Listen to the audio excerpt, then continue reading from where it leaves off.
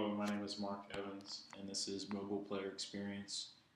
Um, and this is week 4, the request for proposal project. And this week, I came up with a request for proposal for a game called Math Zone. And the intentions of this RFP is to kind of give you an idea of how the game works and some of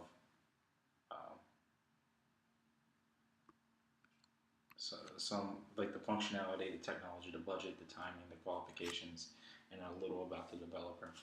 So as you can see here, when you go to the first page, you'll get the table of contents, and you can kind of get a little overview of what this RFP entails. So the first section here, the game story.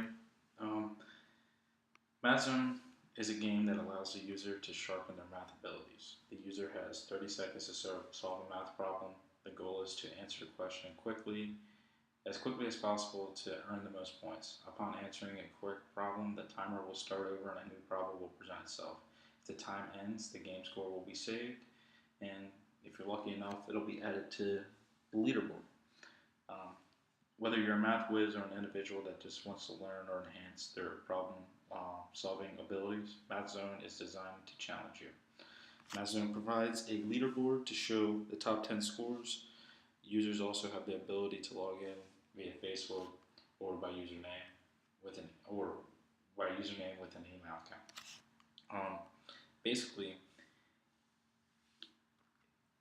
within this game, you're going to get a certain set of math problems.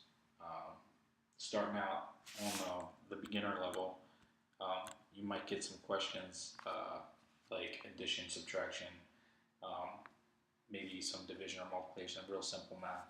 When you get to your intermediate levels, you'll progress. And in this next section of level of gameplay, I'll go through a little bit of that. So in the beginner level, we'll cater to a user demographic from 7 years of age and consist of basic addition, subtraction, multiplication, and division. Intermediate level will progress to an older user demographic, 14 years of age, in order to consist of basic algebra, geometry, and statistics. Advanced level will progress to an older user demographic above 17 years of age and consist of calculus, statistics, and college algebra. To make the game robust, there will be added levels available via in-app purchases, which the user can buy for added fun experience. So just being limited to these 3 levels, the game will have the ability to have more, and that'll be a way for some added revenue. So let's go to the next section, revenue. We can touch on the in-app purchases. Math Zone will be a free app, but its revenue will be generated in 2 ways. The first way will be generated in the form of an in-app purchase.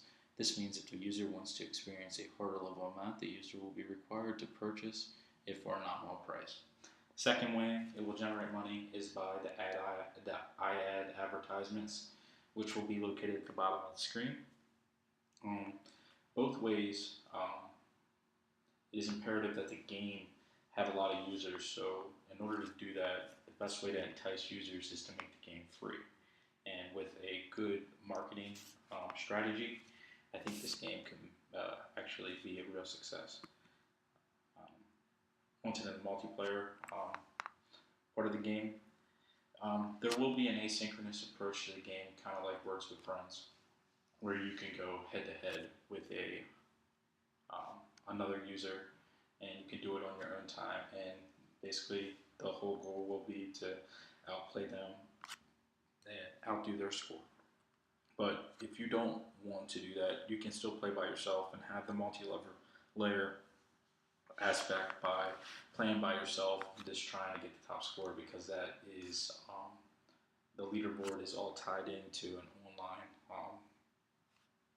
online database that's maintained on the back end. So all the users that tie into the game, their scores will update to the server, and if it's high enough and within the top 10, you basically can fight for that goal. Basically 2 different ways to do your multiplayer action. So technical specifications, this will be designed for iOS 6, just for Apple. for the iPad Touch, iPhone 4, iPhone 4S, and iPhone 5 with Retina ready graphics. User will be required to have internet connection for multiplayer action. MathZone will account for game interruptions caused by phone calls, text messages, or reminders, and it will be available through the iTunes Connect store. Here's some various screens. I have the splash view, the home view, the profile view, the gameplay view, the game over screen when it ends, and a leaderboard. And obviously there will be more screens implemented, but at the time this is what I have to show you. Some of the game flow here, I can show you how it works. Following the yellow arrow, if you hit the little guy up in the top left corner on the navigation bar, you will open the profile view. If you look at the red highlighted marks, that are quick ways to start the game. The one up in the top right is a quick start method to start a game. It probably will just be the beginner level, or I might clarify that a little further in the documentation. Intermediate will open the intermediate style, but it will still open in the gameplay view. If you look at the green arrow and dot, it'll open up the leaderboard. As you can see, you can close the leaderboard and go back to the screen. If you are on the gameplay screen and you hit the home button, you will come back to the home view, which shows the various levels which you can navigate to the game. And those are the various screens for now. But next are my milestones and timelines. Basically separated into 4 different sections. You have your RFP response, basically this documentation, its development to try to propose to get you to buy into MathZone, and upon doing that there will be wireframe development and a game prototype to show off the app. At milestone 1, within 15 to 40 business days you will have beta testing, conduct application testing and feedback. There will be a packaged final game application. The game will be submitted to the iTunes Connect store. So within those days and that time requirement, you will actually have a finished product in the Apple Store.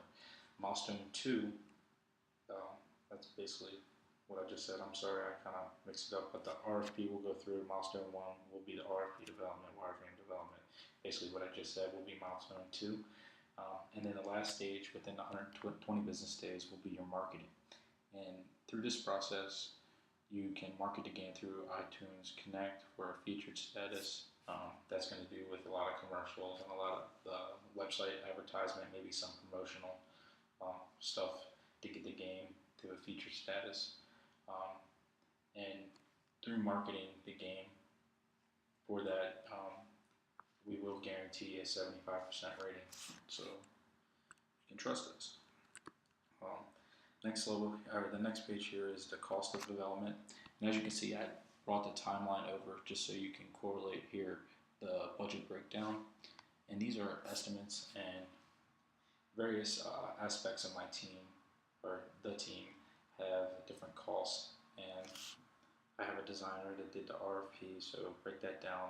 That's $1,600, and each various milestone has its own hours split up between various members of the team and how many hours worked. And these are all projections. So throughout the course of the application's life cycle, you see the application breakdown, and it roughly comes to about $17,000 to $18,000 by the time you finish to have a complete product that you can be proud of.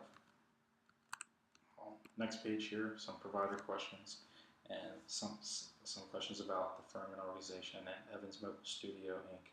consists of 4 highly trained individuals: myself, the CEO and co-founder, Mark Evans; Scott Trainer, the senior developer; Rachel Booker, the UX designer; and Tom Sanders, the junior developer.